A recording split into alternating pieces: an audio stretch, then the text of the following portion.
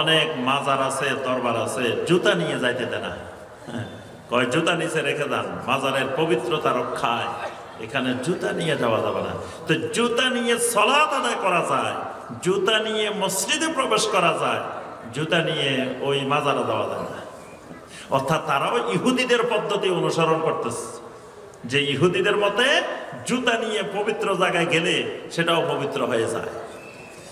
আচ্ছা, এরপরে দেখেন আল্লাহ রসুল সাল্লাল্লাহু আলাইহি ওয়াসাল্লাম আবু বকর রাদিয়াল্লাহু তাআলা আনহুর আব্বা আবু কুহাফা, তখনও তিনি ইসলাম গ্রহণ করেন নাই। আবু বকর রাদিয়াল্লাহু তাআলা মক্কা বিজয়ের দিন ধরিয়ে এনেছেন। ধরিয়ে আনার পরে আল্লাহ রসুল সাল্লাল্লাহু আলাইহি ওয়াসাল্লামের কাছে এসে ইসলাম গ্রহণ করলেন। করার পরে আল্লাহ রসুল সাল্লাল্লাহু আলাইহি ওয়াসাল্লাম দেখলেন আবু কুহাফার দাড়িগুলো দবদবে সাদা। নবী সাল্লাল্লাহু আলাইহি ওয়াসাল্লাম বললেন, গায়্যিরু হাযা বিশাইইন, তোমার এই দাড়িগুলোকে রং দ্বারা পরিবর্তন করো, তবে ওয়াজতানিবুস সাওয়াদ, কালো রং থেকে দূরে থাকো, কালো লাগাইবে না। কেন? কারণ ইন্নাল ইয়াহুদা ওয়ান নাসারা লা ইয়াসবুগুন ফাখালিফুহুম, ইহুদিরা খ্রিস্টানরা তাদের চুলে দাড়িতে রং লাগায় না, তোমরা তার মুখালাফাত করো, তোমরা তার বিরোধিতা করো। আরেকটি হাদিসের মধ্যে আল্লাহ রাসূল সাল্লাল্লাহু আলাইহি ওয়াসাল্লাম বলেন, হাম্মিরু ওয়া সাফফিরু ওয়া খালিফু আহলাল কিতাব, তোমরা দাড়ির মধ্যে লাল রং করো, হলুদ রং করো, করে আহলে কিতাবদের বিরোধিতা করো, মুখালাফাত করো। তাহলে বোঝা যায় যে নবী সাল্লাল্লাহু আলাইহি ওয়াসাল্লাম দেখেন সাধারণ জিনিস চুল দাড়ির ক্ষেত্রেও, রং ব্যবহারের ক্ষেত্রেও ইহুদি নাসারার মুখালাফাত করার জন্য নির্দেশ দিয়েছেন। আম্মা জান উম্মে সালামা রাদিয়াল্লাহু তাআলা আনহা বলেন, আল্লাহ রাসূল সাল্লাল্লাহু আলাইহি ওয়াসাল্লাম বেশি বেশি করে সিয়াম পালন করতেন শনিবার রবিবারে। জিজ্ঞাসা করলাম, ইয়া রাসূলুল্লাহ সাল্লাল্লাহু আলাইহি ওয়াসাল্লাম, আপনি শনিবার রবিবার কেন বেশি সিয়াম পালন করেন? আল্লাহ রাসূল সাল্লাল্লাহু আলাইহি ওয়াসাল্লাম বললেন, হুমা ইয়াউমা ঈদুল মুশরিকিন ফা উহিব্বু আন খালিফাহুম, এই দুই দিন হলো ইহুদিদের খ্রিস্টানদের ঈদের দিন, আমি নবী সিয়াম পালন করে তাদের মুখালাফাত করি। ইহুদিদের ঈদের দিন শনিবার, খ্রিস্টানদের ঈদের দিন রবিবার, মানে এই দুই দিন তাদের পবিত্র দিন। আল্লাহ রাসূল সাল্লাল্লাহু আলাইহি ওয়াসাল্লাম এই দুই দিন সিয়াম পালন করে তাদের বিরোধিতা করতেন, তাদের কালচারকে গ্রহণ করেন নাই।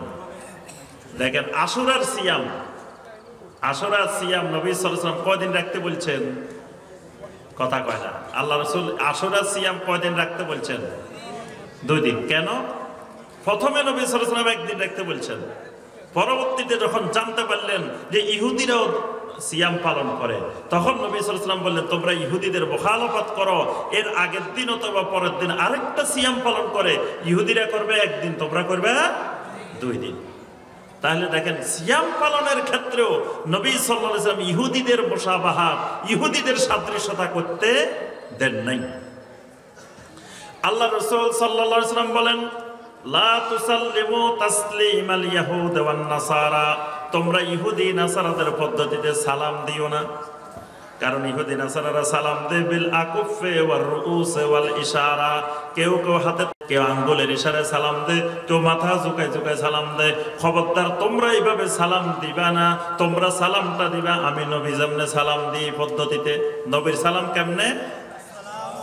আসসালামু আলাইকুম ওয়া রাহমাতুল্লাহি ওয়া বারাকাতুহু। কিন্তু বর্তমানে মুসলিমেরা সালাম দেয় সালাম আলাইকুম, এরকম সালাম কি বলে? সালাম আলাইকুম। তাই সালাম আলাইকুম বলে ইহুদিদের সালাম। কার সালাম? ইহুদিদের সালাম। এটা মুসলমানের সালাম নয়। এরপরে অনেকে নববর্ষ পালন করে, ইংরেজি নববর্ষ, বাংলা নববর্ষ পালন করে, নবান্ন উৎসব পালন করে মুসলমান।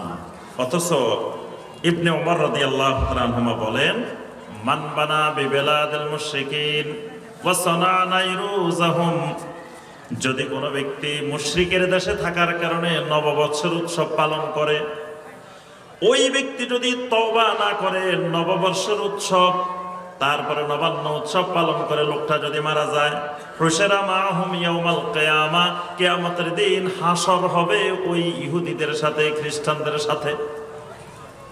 আপনি নববর্ষ পালন করবেন, ওই নববর্ষ যখন আপনি পালন করবেন তখন দেখবেন এই নববর্ষটা মুসলিম সংস্কৃতি না, ইসলামিক কালচার না, এটা ইহুদি খ্রিস্টানদের কালচার।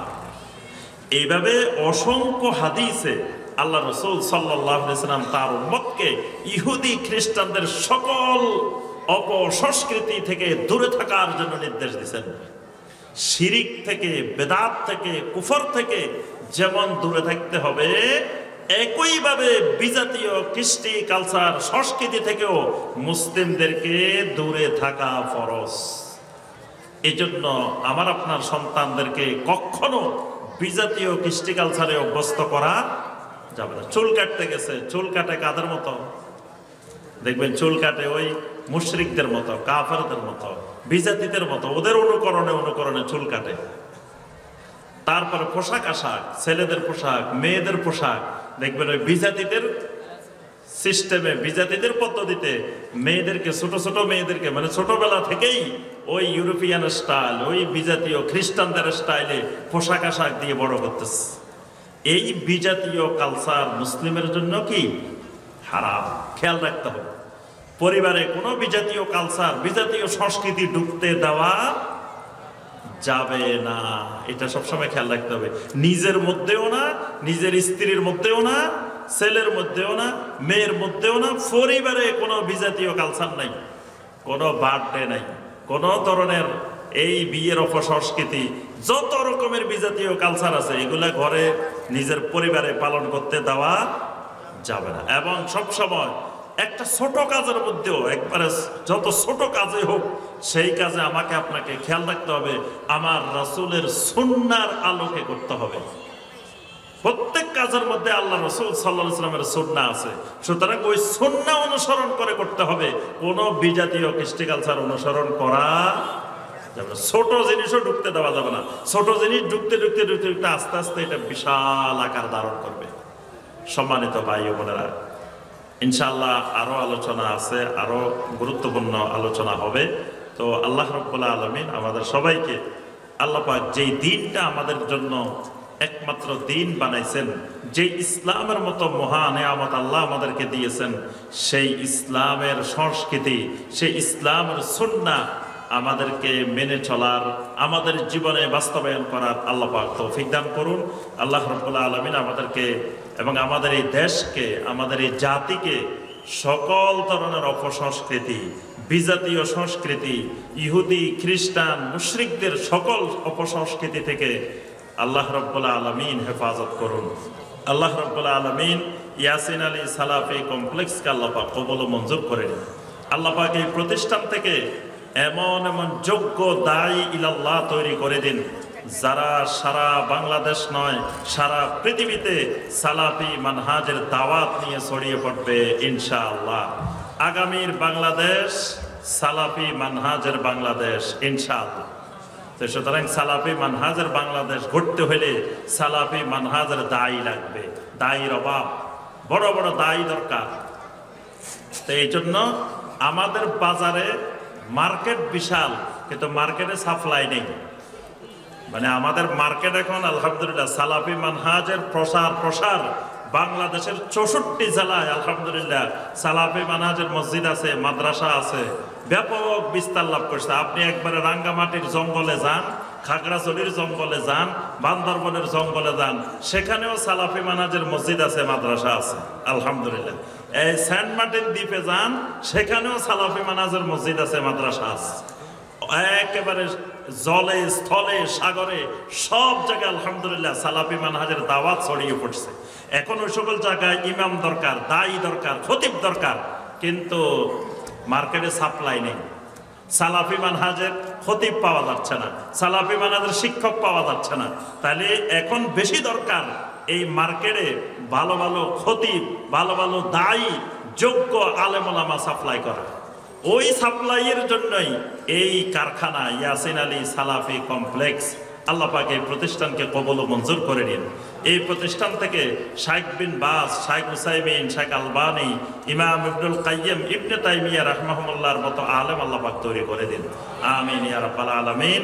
আসসালামু আলাইকুম ওয়া রাহমাতুল্লাহি ওয়া বারাকাতুহু।